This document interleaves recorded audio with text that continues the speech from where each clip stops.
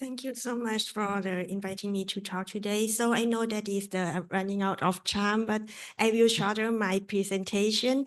Firstly, you know that the radiation therapy is the one of the option of the treatment in the early stage non-small cell lung cancer.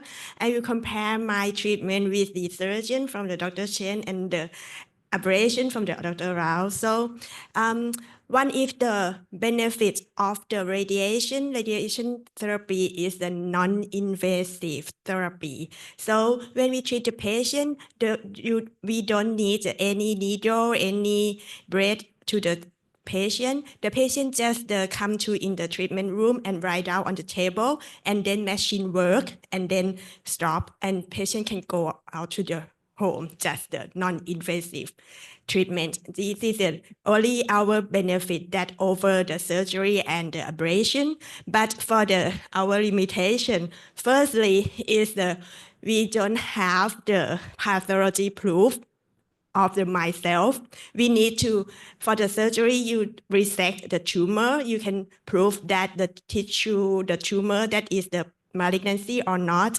But for the abrasion, you can do like a biopsy, you can prove. But if the patient go to the radiation itself, we don't have the method to do the histology proof.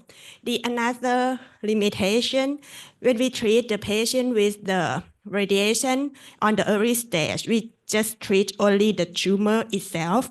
We don't treat any the lymph node. So that mean that you need to consider that this tumor is high risk to the lymph node spreading or not. If the highly spreading, you need to go to the surgery first because the surgeon can do the lymph node dissection in the same time of the resection.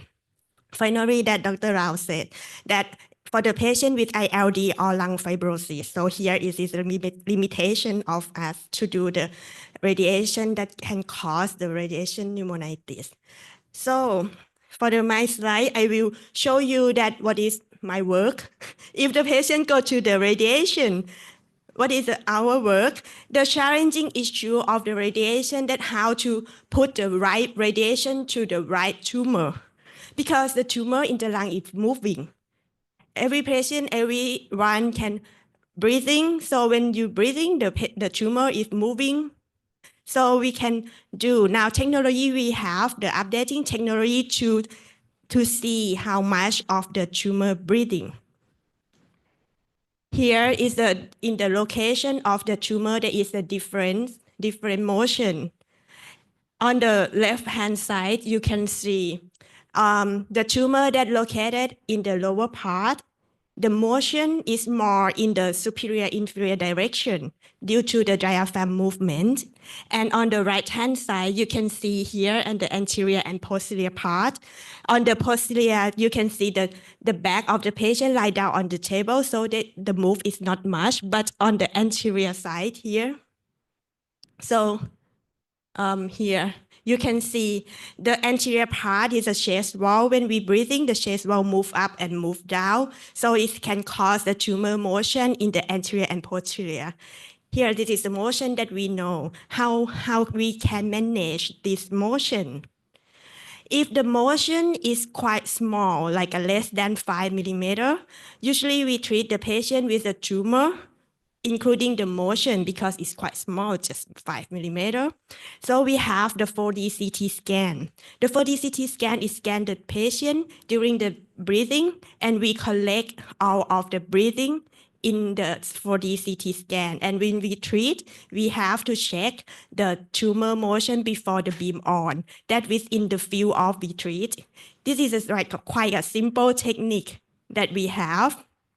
So if the tumor motion is more than 5 millimeter, it's quite hard for the radiation. It's quite difficult to manage the motion, because if we treat the large motion, that means we treat the lung parenchyma to the patient. So that means the patient will have high risk to the radiation pneumonitis.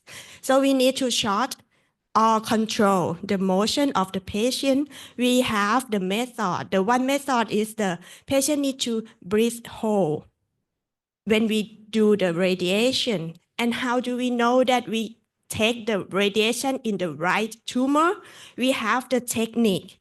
On the left-hand side, we use the surrogate from the external, from the abdominal wall surrogate to take that which tolerance or which level that is tumor is, and beam is on. And we monitor here on the picture here. We monitor that tumor that here located in the treatment field. This is during radiation that make sure that we treat in the right tumor.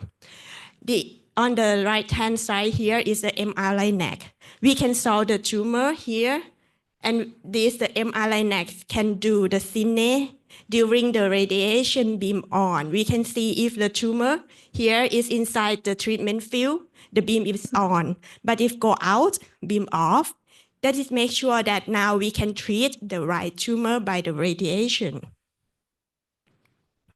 This is the last method that we have here is the tracking method. That means if we know that how the tumor motion, we can track the tumor with the cyberknife technique. We use the cyberknife to do the tracking. The cyberknife system here is the system will predict the breathing of the patient individually and in each day of the treatment, and then they predict the model of the motion and the robotic arm. When treating, they move from the model that is can tracking the tumor. This is quite easy, but if the system can solve the tumor, that means the tumor is large enough to see, like a more than 2 centimeters. This is all of my work that when the patient consult to radiation and we treat the patient like this, we need to consider about the motion management. So for like a Dr. Chen said that the radiation now we do the cyber. The cyber is that mean for, what is the mean? The conventional radiation here, we spread the treatment time, but the cyber we shorter, usually is within 1 week here, and push the higher dose to the radiation. What is the evidence here? This is the randomization trial that compare between the cyber dose and conventional dose. You can see here, when the 2-year survival, the local control from the cyber dose is higher than the conventional dose significantly. Now, when we treat the small lesion, we use the cyber dose only. Okay, this is my last slide for summarize of the role of the radiation. Even like that radiation is non-invasive. So the patient that cannot go to the surgery, the radiation saber is the standard of the treatment. We can treat in the central location or the tumor size that up to 5 centimeters. But in my center, the ablation usually is transthoracic, not the bronchoscopy. So the limitation of the ablation is the central location. If the transthoracic, that is difficult to do the ablation.